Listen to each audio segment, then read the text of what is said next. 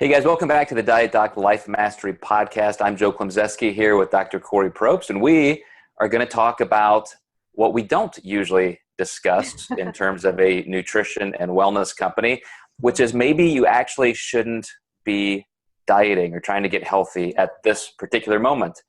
So this should be interesting, Kori. Yeah, well, I want to back you up a little bit because sometimes dieting isn't the healthy thing to be doing, right? Perfect. We can Yeah. be healthy without dieting. And I think there is this misconception that we need to be at a certain weight in order to be healthy. And I'll add this too, Joe. I've been thinking a lot about this, that there are a lot of beliefs around health, and it's okay that not everyone wants to be healthy. Like, that is your right to not be working towards certain aspects of health. But I have a story. So I have a client who I've been working with her for a good 6 months now. And she has lost 19 pounds. So, I mean, she's making, that was her goal when she came into me. She wanted to lose body fat. Mm-hmm. And she had sort of other health goals. She wanted to understand food better and understand what was appropriate for her body. And I can't tell her what is appropriate for her body, even though I'm a nutrition clinician and a psychologist. This is something that, you know, we had to, that's why I'm a coach. We work through this together. So there's a lot of experimentation that goes on for someone to understand what's appropriate for their bodies and how her body responds with different foods and amounts and types of foods, etc. But 19 pounds in 24 weeks. And I received an email from her last week that said, "I'm done. I want to cancel my program." And younger, more immature Kori would have taken offense to this immediately and taken it personally and immediately gone to, "Oh God, what did I do wrong?" More mature have been doing this for a pretty long time and practice not taking things personally. Clinician Kori was able to say, "I need to understand better what's happening for this individual." So I asked her if we could have a phone call, and she emailed me right back. And you know, and we have had a phone call, but her initial reaction was just, "You know what? I have been dieting. I've been on some sort of a diet in an effort to change my body size, body shape, the number on the scale, since I was in first grade, Kori." And this woman's in her mid-40s. "I'm done. I no longer want this to be the center of my world. I don't want to wake up every single morning thinking that about what I'm going to eat and how it's going to affect my weight and what I can do to be smaller and thinner and have a more athletic body. I don't want to wake up every morning thinking that I'm not good enough. I want to move into a new way of being in my life, in a more joyful space, and focusing and prioritizing on the other things that matter, like my relationships and my work."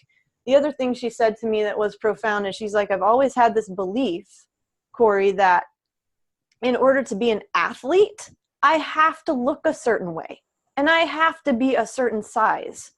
And she's training for an event right now. And she's doing it. She's doing it without being super slender and being a certain body fat percentage. So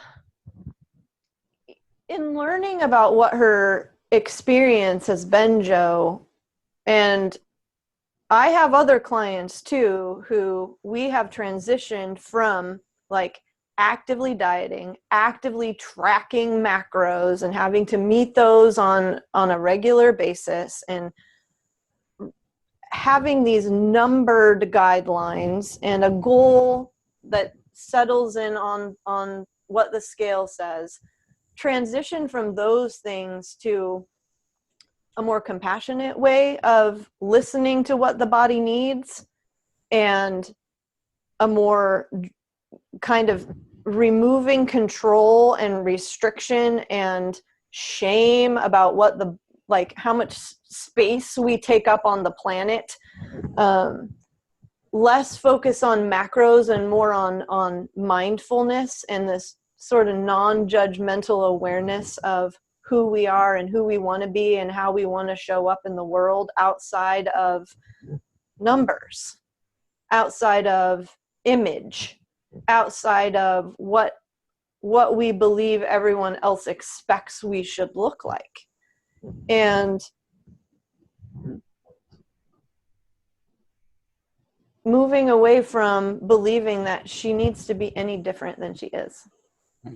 And that's the first thing I would go back to in your statement is, it is somebody's right to just be who they are without yielding to the expectations of others. And the next thought that comes to mind, which is almost the other side of that coin, is still there has to be some kind of a range of happiness with our physical being. So in other words, if somebody is 100 pounds overweight or clinically obese, I really don't think that person is going to say forever that, hey, I'm happy with who I am. Maybe they are, maybe they won't.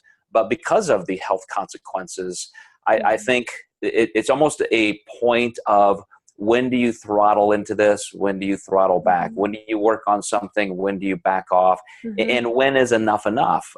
Like you said, the expectations of looking a certain way may need to adjust based on your genetics, based on your own perceptions, and what you really want to occupy your time and your mind with. I like the way she said that. I'm just tired of this being the center of my life. And so, there's just kind of those two poles and those two sides of the coin, which is, I just don't think you ever throw your hands up and say, okay, I'm done caring about what I look like and my health. But it's certainly not the time for me to just be, face first in it all the time. Yeah, I can't make that decision for clients. And I can't presume to know what it's like for a person to take up more space. I know what my experience is, and I know how this person would choose to tell me what their lived experience is, if that makes sense. A lot of people do live in bigger bodies, and they don't have there are no health consequences to that. They don't have high blood pressure. They don't have diabetes. There aren't any markers that would indicate that they're unhealthy, and they can do plenty of things, and their bodies move them, and they're athletes, and they do what they want to do. This particular client, she is, it's not an all or nothing proposition. And her saying, I don't want to do this anymore, isn't her throwing her hands up in the air and saying, it's not that I don't care whether I feel good or not. It's not that I don't care that whether or not I have optimal energy. It's not that I'm not going to take care of myself. She's literally doing this because she wants to care for herself, because she feels like the depth of this is so intense that it's robbing her of having happiness, like you said. It's taking her away from the things that are really important to her in her life. So another two-sided coin. I just interviewed in our previous episode David Mathis, who is a coach, is finishing a master's degree in exercise science. And at the very end of our interview, he dropped this bomb on me that I did not know about him, which was he is a recovering anorexic. And didn't even have time to get into that. But later that night, he made a post with a photo of him at 94 pounds. And he's not the first male anorexic I've worked with. Yeah. And it's interesting on that side versus somebody who's just too heavy. It's still focused on, how I look, and nothing's ever good enough. I must work towards some ideal in their mind.